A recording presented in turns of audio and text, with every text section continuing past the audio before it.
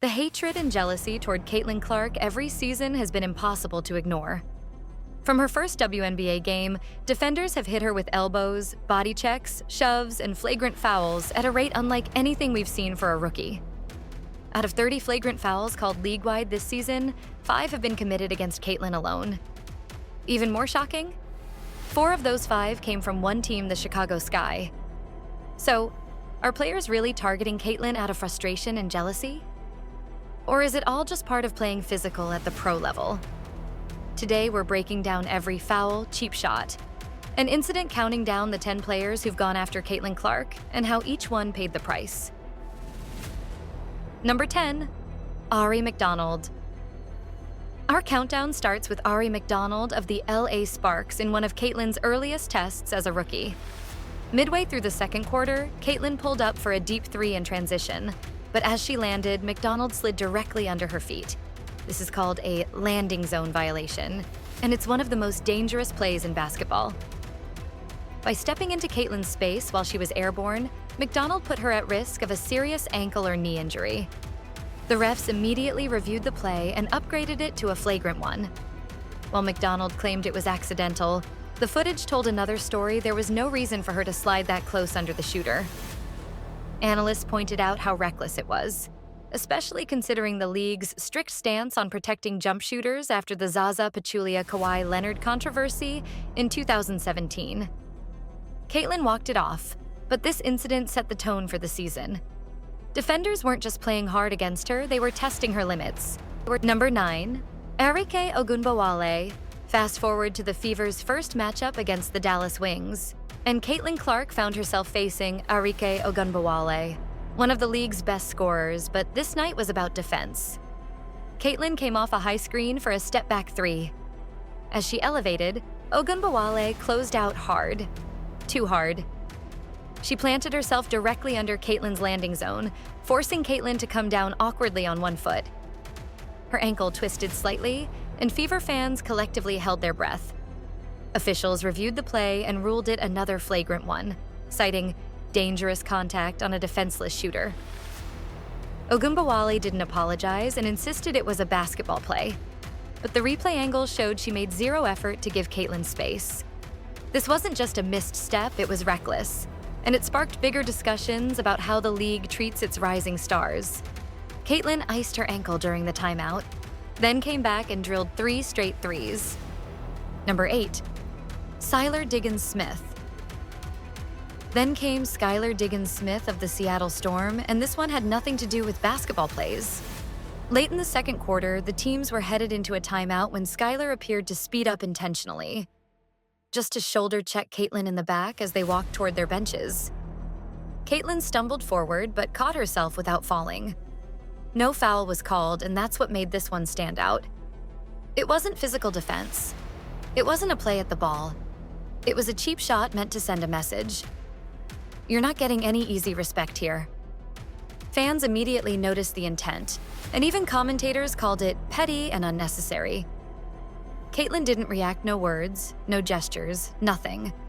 She went back onto the court and immediately buried a 3-pointer from 28 feet out. Moments like this made it obvious. For many veterans, Caitlin's hype wasn't just noise, it was personal.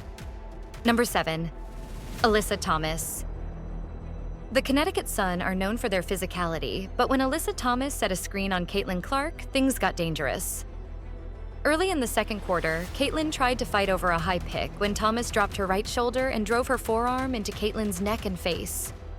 The contact sent Caitlin collapsing to the hardwood instantly. Replays showed Thomas leaning into the screen, her hands rising and making direct contact with Caitlin's head, which is illegal and considered excessive by league standards. But unbelievably, officials ruled it just a common foul. Analysts were stunned. "You never extend your hands into someone's neck on a screen," one broadcaster said, highlighting how risky this was for head and spine injuries. Caitlin checked back in after a timeout, but this incident added fuel to growing concerns. Was the league protecting its biggest rookie star, or letting things slide? Number 6, Angel Reese. You knew this one was coming. The rivalry between Caitlin Clark and Angel Reese has been brewing since their college days, and their first WNBA clash didn't disappoint. On June 16, 2024, during a Fever Sky matchup, Caitlin drove hard to the basket for a layup. Reese rotated over and smacked Caitlin directly across the face, sending her crashing into the baseline. Refs reviewed the play and upgraded it to a flagrant one. Reese shrugged it off post-game, saying, "It's just basketball." But the controversy exploded instantly. Fans debated whether the hit was intentional or just an aggressive block attempt, but the angle made it look like Reese went high rather than swiping at the ball. Given their rivalry history, many believed this was personal. This foul reignited the narrative that Caitlin Clark wasn't just another rookie, she was the player everyone wanted to test, physically and mentally, and Reese was leading the charge. Number 5. Reese and Magbegor against the Seattle Storm on June 7, 2024. Caitlin faced another brutal hit this time from Reese and Magbegor. Late in the first quarter, Caitlin cut through the lane, catching a bounce pass and going up for a floater. Magbegor came crashing down with both arms, striking Caitlin directly across the side of the head. Caitlin immediately collapsed, clutching her face while Fever trainers rushed to her side. Somehow, officials ruled it only a common foul, but fans and analysts blasted the decision. Replays showed clear head contact, which should have been an automatic flagrant under league safety rules. Caitlin returned later in the game and calmly drilled a deep three on Magbegor's next defensive possession, but the damage was done. This play became another data point in the mounting criticism of WNBA officiating when it comes to protecting shooters. Number 4. Dejanai Carrington. This one might be the hardest to watch. In a pivotal playoff matchup against the Connecticut Sun, just 90 seconds into the first quarter, Dejanai Carrington lunged in to deflect a pass, but instead poked Caitlin directly in the right eye. Caitlin dropped instantly, grabbing her face as trainers rushed to the court. There was no whistle, no review, nothing. Caitlin returned later, but the swelling was visible, and she played the rest of the game with a deep bruise around her eye. Even so, she logged 36 minutes, proving once again her resilience under extreme physical targeting. Fans erupted online, accusing Carrington of intentional contact, but she denied it post-game, saying, "I was just trying to make a play on the ball." Regardless of intent, this incident highlighted one growing theme. Caitlin wasn't just playing basketball. She was surviving it. Number 3. Diamond DeShields. By now, tensions between the Fever and the Chicago Sky had reached a boiling point, and Diamond DeShields lit the fuse. In a nationally televised game on August 30th, 2024, Caitlin stole the ball near midcourt with a clear lane to the basket. Out of nowhere, DeShields sprinted from the opposite wing and shoved Caitlin midair, sending her crashing onto her hip and shoulder. Refs immediately upgraded the foul to a flagrant 2, ejecting DeShields. But what shocked fans wasn't the call, it was her reaction. Cameras caught her smirking as she walked to the bench, seemingly unbothered. Commentators called it a blatant act of frustration, especially since the Fever were leading by 25 points at the time. Caitlin had 29 already, and DeShields clearly wasn't having it. This wasn't just a foul, it was a boiling point in a season-long pattern of targeting.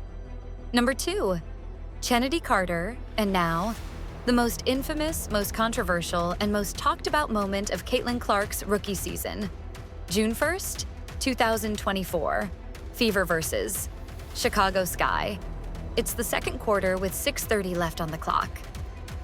The Fever are leading, the Sky are frustrated, and tensions are already boiling over after several hard fouls earlier in the game. Caitlin is standing calmly near the sideline, waiting for an inbound pass. No ball in play, no live action, nothing developing. Then, out of nowhere, Chennedy Carter storms into the frame and blindsides Caitlin Clark with a vicious two-handed shove, sending the rookie crashing to the hardwood. The arena gasped. Broadcasters went silent.